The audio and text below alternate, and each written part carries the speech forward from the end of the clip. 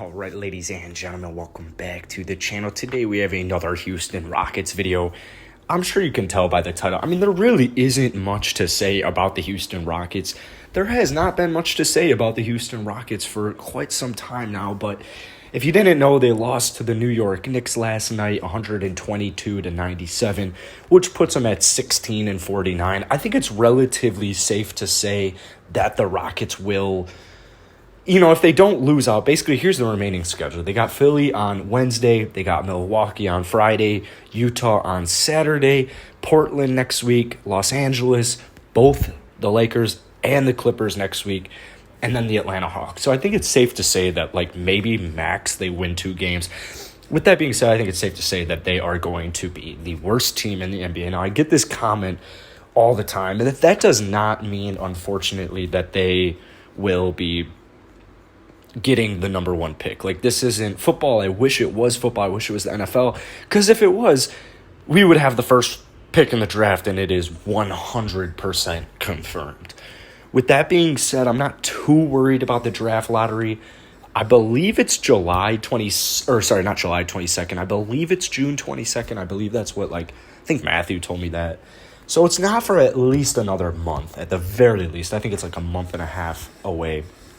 The thing about this Houston Rockets team is they want to, here's a direct quote actually from Rafael Stone, "We'll be aggressive on the trade market and we'll be aggressive on the free agency market, but at the same time trying to build really smart." And this is something that we saw in full force at the deadline, because me, along with, half of Houston fans were calling for Victor Oladipo to get traded, PJ Tucker to get traded, Ben McLemore, Daniel House, John Wall, whoever it was.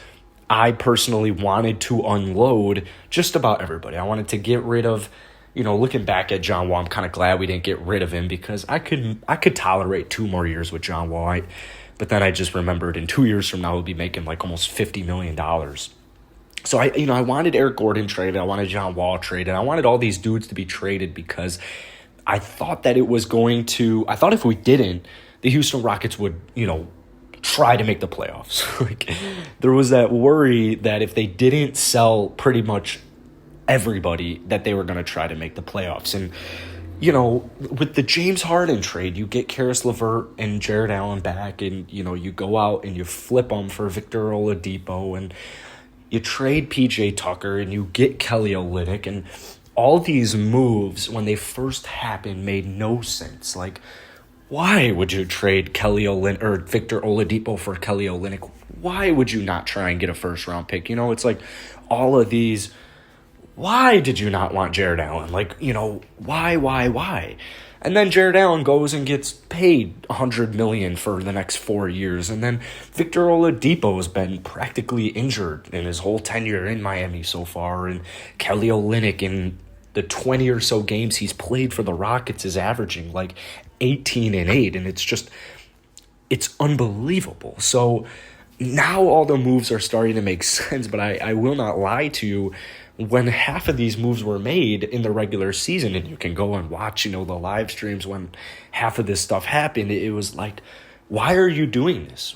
Why don't you want Jared Allen? We need big men. And at the end of the day, even at, what were we, 16-49?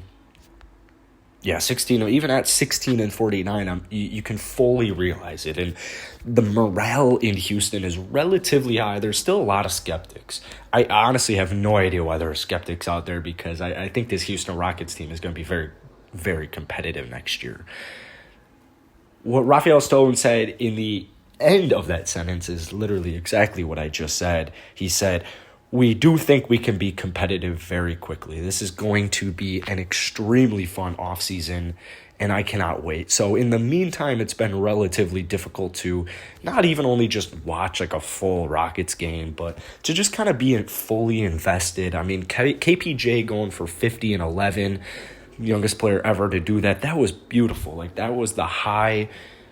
But it's just been a pretty slow year, and last night was no different. Kelly Olynyk had an incredible game, but for the most part, it wasn't the Rockets' night. Obviously, they lost.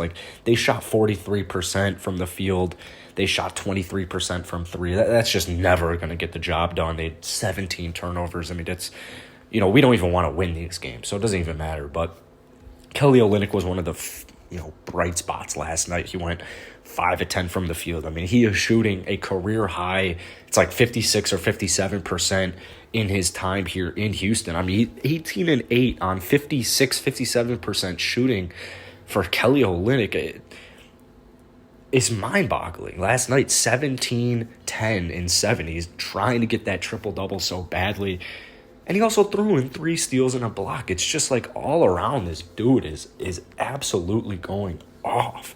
Christian Wood, there's just been a lot of kind of people thinking about long-term with Christian Wood ever since he made his comment on he wants max in 2 years.